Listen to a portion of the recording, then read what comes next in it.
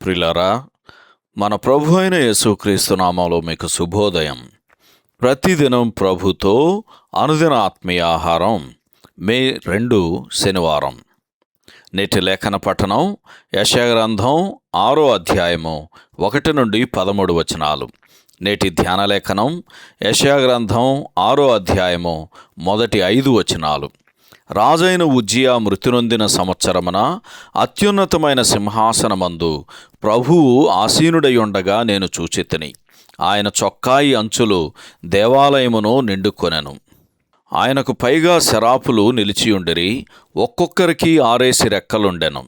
ప్రతివాడు 2 రెక్కలతో తన ముఖమును, రెంటితో తన కాళ్లను కప్పుకొనుచు రెంటితో ఎగురుచుండెను.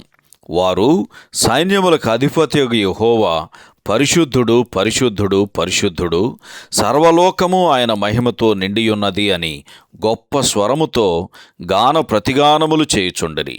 వారి కంఠస్వరము వలన గడప కమ్ముల పునాదులు కదులుచు మందిరము ధూమము చేత నిండగా అయ్యో, నేను అపవిత్రమైన పెదవులు గలవాడను, అపవిత్రమైన పెదవులు గల జనుల మధ్యను నివసించువాడను.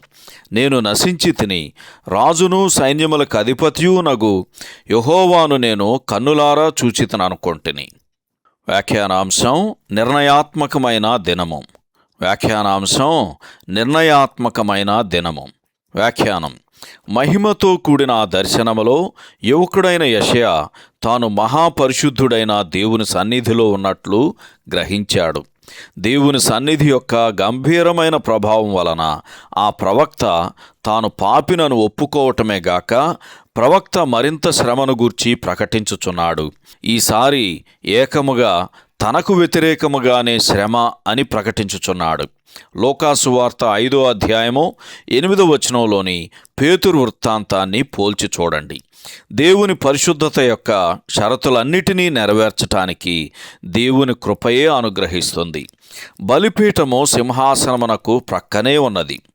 క్రీస్తు బలియాగమును సూచించు ఆ బలిపీఠము వలన పాపి పవిత్రపరచబడి ఉన్నాడు. ఇప్పుడే తన పాపమును తొలగించి తనను పవిత్రపరిచిన ఆయన పరిచర్య నిమిత్తము యెషయా ఎంత ఆసక్తితో అప్పగించుకొనుచున్నాడో ఒక్కసారి గమనించాలి. ప్రభువు పిలుపునకు స్పందనగా చిత్తగించుము, నేనున్నాను, నన్ను పంపుము అని చెప్పగల సిద్ధపాటును మనము కూడా కలిగి ఉన్నామా? యువకుడైన ఈ ప్రవక్త మొదటిసారిగా పొందిన ఈ పని అతనికి ఇంతకుముందు పరిచయం లేనిది.